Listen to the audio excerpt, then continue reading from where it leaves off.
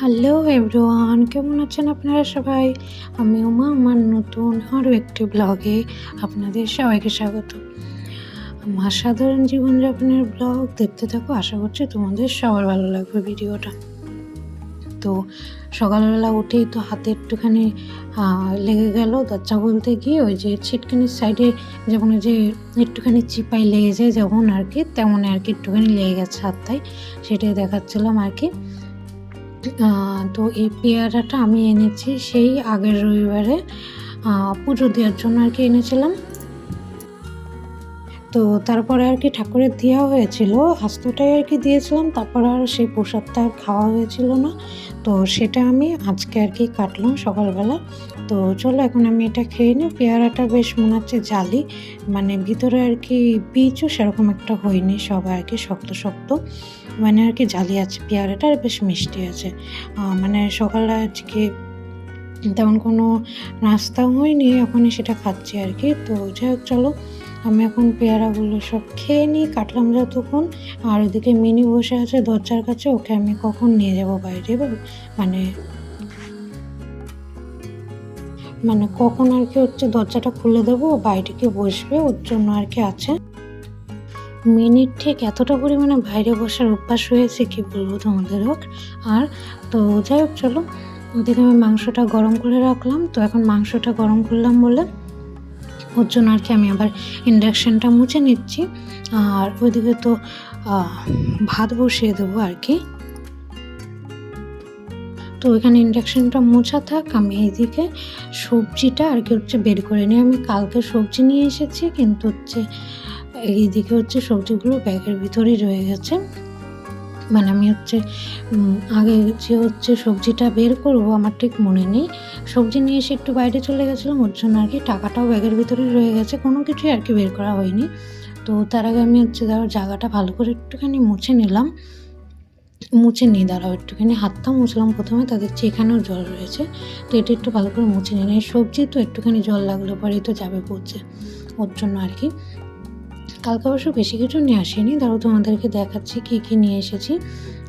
একবারে মনে হচ্ছে সব বের করতে হবে। কুমড়ো, মিষ্টি কুমড়ো রয়েছে, ওটা যদি একটু বের করে রাখতাম আগে থাকতে তাহলে পরে ভালো হতো, কিন্তু বের করা হয়নি। বিনস আছে আর হচ্ছে মিষ্টি কুমড়ো আছে। বিনস আমি এর আগে কোনো দিন নিয়ে আসিনি, ভাবতাম যে কী করে বানাতে হয়, বানাবো কীরকম কী লাগবে, ওর জন্য আর কি নিয়ে আসিনি। কিন্তু তারপর আমি আর কি একটা রেসিপি দেখেছি বিনস আর আলু দিয়ে, তো সেইভাবে বানাবো বলেই আর কি হচ্ছে নিয়ে এসেছি। আর এদিকে কিছুটা মিষ্টি কুমড়ো এনেছি। মিষ্টি কুমড়োটা আমি আসলে দেখতে পরেই নিয়ে আসি, কারণ মিষ্টি কুমড়ো তো ধরো এমনিও খাওয়া ভালো, ওর জন্য আর কি। আর তাছাড়া আমাদের মানে আমার হাজব্যান্ডও দুজনেরই আর কি হচ্ছে পছন্দ ওর মিষ্টি কুমড়ো। তো ওইদিকে আমি বিনসগুলো নিচে রেখে দিয়েছি, সেটা যারা পরে করছি। আগে হচ্ছে ভাবলাম লঙ্কাগুলোর বোটা ছাড়িয়ে নিই আর কি। লঙ্কাগুলোর বোটা ছাড়িয়ে না রাখলে পরে না তাড়াতাড়ি আর কি হচ্ছে খারাপ হয়ে যাবে লঙ্কাগুলো। আসলে হচ্ছে কি বলতো, লঙ্কার যদি এরকম বোটা ছাড়িয়ে রাখা যায় না, তাহলে পরে যাও হোক কিছুদিন যায়। আর না তো আমি যদি এইভাবেই রেখে দিই না, মানে মাত্র কয়েকদিনের মধ্যে লঙ্কা যায় পুরোপুরি খারাপ হয়ে যায়, পচে যায়। তারপরে এখন বৃষ্টির সময়, বাপরে এখন তো একটুখানি হলে পরে যায় পচে সব সবজিপাতি, এটাই হয়। ওর জন্য আর কি আমি সবসময় চেষ্টা করি লঙ্কাগুলো সব বেছে নিয়ে তারপরে রাখার। তো এই যে আমি বিনসগুলো সাইডে আলাদা করে রেখেছি, আর ওই যে লঙ্কাগুলো আর কি ছাড়িয়ে রেখেছি। তো আজকে আমি প্রথম ভাবছিলাম হচ্ছে শুধু মিষ্টি কুমড়োই করবো, মানে তো তারপরে আমি একটু অন্যরকম করেছি। তো দাঁড়াও তারপরে আমি বলছি কী করে কি রান্না করেছি। তো এখানে হচ্ছে বাসনপত্র আমি রাত্রিবেলা ধুয়ে রেখেছিলাম, তো সেগুলো আর কি সরানোই নেই, সারা রাত আর কি এখানে উপর পড়া ছিল। ওর জন্য এখন যেগুলো প্রয়োজন নেই সেগুলো আগে সব তুলে রাখি, নয়তো আমার আসলে এখানে কোনোরকম কোনো কাজ হবে না, এত বাসনপত্র সব এখানেই পড়ে থাকলে পরে। আমার না আসলে কী বলতো, এই ঘরটায় না একটু আর কি হচ্ছে জায়গা কম আছে, রান্নার জায়গাটা আর কি, মানে আর কি হচ্ছে রান্নার জায়গার এই স্ল্যাবটা আর কি হচ্ছে কম। ওর জন্য আমার একটুখানি বলতে পারো বেশি একটুখানি না, বেশ অনেকটাই অসুবিধা হয় জিনিসপাতি রাখার ক্ষেত্রে। মানে বাসনপত্র যা রাখা হয় সেটা হচ্ছে এখানেই রাখতে হয়। নিচে আর কি যেইটুখানি জায়গা আছে ওর মধ্যে শুধু হচ্ছে কৌটোকাঠিগুলো আছে, ওইগুলোই আর কি হচ্ছে রাখার মতন জায়গা আছে। বাকি হচ্ছে বাসনপত্র, এক্সট্রা বাসনপত্র রাখার মতন আমার কাছে জায়গা আর নেই। কি আর করার, তাই না বলো? এখন যেভাবে আছে সেভাবে একটু ম্যানেজ করে সব কিছু রাখতে হবে। চেষ্টা করি সব কিছু আর কি হচ্ছে টুকটাক করে একটু ম্যানেজ করে রাখার, নয়তো সব কিছু ধরো হচ্ছে মানে এদিক ওদিক সব আর কি ছিটিয়ে যায়, নয়তো ওর জন্যই আর কি। তো চলো আমি এখন হচ্ছে ভাত বসিয়ে দিই গ্যাসে, আর কি হচ্ছে ভাত বসিয়ে দেবো, আর তরকারিটা আমি ইন্ডাকশানে করে নেবো। আজকাল আমি আসলে সেটাই করছি, কারণ মাঝে আমার ইন্ডাকশানটা খারাপ হয়ে গেছিলো, তো তারপরে ঠিক করিয়ে এনেছে। তো তারপরে এখন হচ্ছে কোনোরকম কোনো গ্যারান্টি দিইনি, বলেছে যখন তখন খারাপ হয়ে যেতে পারে। তারপরেও 2-3 দিন মতন আর কি হচ্ছে দোকানে ছিল, তখন রান্নার অনেক পরিমাণে অসুবিধা হয়েছে, সেটার বলার মতন না। তো তখন আর কি হচ্ছে ওই সিলিন্ডার, ছোট একটা সিলিন্ডার নিয়ে আসা হয়েছিল। যেহেতু এখন হচ্ছে কোনোরকম কোনো গ্যারান্টি দিইনি কবে গিয়ে খারাপ হয়ে যাবে, ওর জন্য আর কি যে একটা সিলিন্ডার থাকলো, তো এখন কোনোরকম কোনো অসুবিধা নেই। ওর জন্য আর কি যে এই যে ছোটো এই সিলিন্ডারটা এনেছে, ছোটোটাই এনেছে, বড়টা নিয়ে আসেনি, কারণ যেহেতু আমার ইন্ডাকশান হয়েছে ওর জন্য এখন আর বড় সিলিন্ডারের প্রয়োজন পড়বে না। আমার এই দুটোতে মিলিয়ে ম্যানেজ করে ঠিক রান্না হয়ে যাবে, ওর জন্য আর কি। তো যাই হোক, চলো আমি এখন এখানে ভাতটা বসিয়ে দিলাম, আর ওইদিকে তরকারি বারকারি সব কিছু কেটে নিয়ে নিই।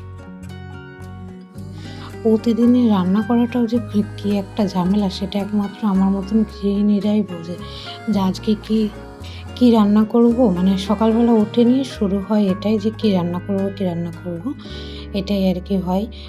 তো যাই হোক, চলো এখানে আমি মিষ্টি কুমড়োটা ভেবেছিলাম কালকে রান্না করব, আজকে বিনসগুলো রান্না করব। যদি বিনসগুলো মানে যদি খারাপ হয়ে যায়, শুকিয়ে টুকিয়ে যায়, ওর জন্য। কিন্তু দেখলাম সেটার উল্টো, মিষ্টি কুমড়ো একটু আর কি মানে উপরে কেমন যেন একটুখানি হয়ে গেছে, ওর জন্য আর কি হচ্ছে আমি বললাম যে থাক, আর যে বিনসগুলো তাও ভাবছি যে কী দিয়ে কী করবো। রান্নার সময় একটুখানি টেনশনে আছে যে মিষ্টি কুমড়োগুলো আবার গলবে নাকি, কারণ আগে একদিন আমি মিষ্টি কুমড়ো নিয়ে এসেছিলাম, সেটা না মানে হয়তো শুকনো ছিল, বেশ অনেক কয়েকদিন হয়তো দোকানে নিয়ে এসে রাখা ছিল, ওর জন্য আর কি হচ্ছে গলছিল না, মানে শক্ত হয়েছিল। আমি এক্সট্রা উপরের থেকে কতখানি জল দিয়েছি, তাও ঠিকঠাক করে গলছিল না, ওর জন্য আর কি মানে তরকারি ঠিকঠাক ভালো হলে পরেও মিষ্টি কুমড়োগুলো গলেনি। তো সেটাই আর কি টেনশন লাগছিলো, নেওয়ার সময় ভাবছিলাম নেবো কি না, কিন্তু দেখে তো বেশ আর কি হচ্ছে ফ্রেশ মনে হয়েছিল, ওর জন্য আর কি হচ্ছে নিয়ে নিয়েছি এই কুমড়োটা। তো ওইদিকে আমি মিষ্টি কুমড়ো কেটে ফেলেছি, কিছুটা মিষ্টি কুমড়ো আর কি ধুয়ে দিয়েছি, ওটা দেখবো ওখানে পরে মানে আর কি রাখছিলাম না, কিন্তু ভাবলাম আচ্ছা ঠিক আছে থাক এইটুখানি, আর হচ্ছে বাদবাকি কিছুটা এই বিনস দিয়ে দিই। তো আমি জানি না এখন বিনস দিলে পরে কেমন লাগবে, এখন এটা আর কি তরকারি দিয়ে মানে আর কি দেবো, সেটাতেও একটু টেনশন আছে যে এবার ভালো লাগলে হয়। যাই হোক, জানি না কীরকম কী লাগবে, রান্না করে দেখি, যদি ভালো হয় তাহলে পরে আমি রান্নাটা করে নিই। দাঁড়াও, রান্না করে যদি আমার কাছে ভালো লাগে তাহলে তোমাদেরও বলবো এভাবে একবার রান্না করে রাখো। তো ওইদিকে আমার বাকি সব কিছু এই যে কাটাকুটি কমপ্লিট হয়ে গেছে, মিষ্টি কুমড়ো, আলু, বিনস আর কাঁচা লঙ্কা। তো এখানে আমি হচ্ছে সবার আগে কটা হচ্ছে ভাজা জিরে আর কি ভেজে নেব গুঁড়ো দেওয়ার জন্য। আগে আমি আসলে একবারে গুঁড়ো করে রেখে দিতাম জিরে, কিন্তু এখন আর সেটা করি না, রান্না করার সময় কিছুটা করে ভেজে নিই আর কি, তারপরে সেটা দিই। তো এখন হচ্ছে জিরেগুলো আর কি হচ্ছে একটুখানি খালি কড়াইয়ে মানে গরম কড়াইয়ে ভেজে রেখে দেবো, দিয়ে তরকারি হয়ে গেলে তখন আর কি গুঁড়োগুলো দিয়ে দেবো। তাহলে পরে মানে জিরের গুঁড়ো দিলে পরে আমার মনে হয় যেন টেস্টটাই অন্যরকম হয়ে যায় এই রান্নাতে। তোমরাই বলো নিরামিষ তরকারিতে জিরে গুঁড়ো দিলে পরে স্বাদটা ঠিক কীরকম হয়। তো এদিকে আমি তরকারি বসিয়ে দিয়েছি, মানে সব কিছু আর কি দিয়ে দিয়েছি। তারপরে আর আজকে ফোড়নে আমি 5 ফোড়ন দিয়েছি, জিরে দিইনি, যেহেতু নিরামিষ করছি আর অনেক কিছু রয়েছে তরকারির ভিতরে, ওর জন্য আর কি। তো এগুলো আমি আর কি হচ্ছে ঢেকেই রান্না করবো। এই তরকারিতে আমি জল দেবো না, আমি বেশিরভাগ আর কি হচ্ছে মিষ্টি কুমড়ো রান্না করলে পরে না তার ভেতর চেষ্টা করি ঢেকে আর কি কম আঁচে দিয়েই আর কি রান্নাটা করতে। জল আমি তেমন একটা দিই না, আমার জল দিয়ে সেরকম একটা ভালো লাগে না মিষ্টি কুমড়োতে। যেহেতু ধরো মিষ্টি কুমড়োর থেকে এমনি আর কি হচ্ছে জলটা বেরোয়, ওর জন্য আর কি। তো চলো এখন ঢেকে দিয়ে আমি এইভাবে আর কি আস্তে আস্তে একটু রান্না করে নিই। তো এই যে আমি বেশ কিছুক্ষণ ঢেকে দিয়ে সময় দিয়ে রান্না করেছি, প্রায় তরকারি আর কি শুকিয়ে গেছে। আমি এর থেকে আর বেশি কোনো কিছু করব না।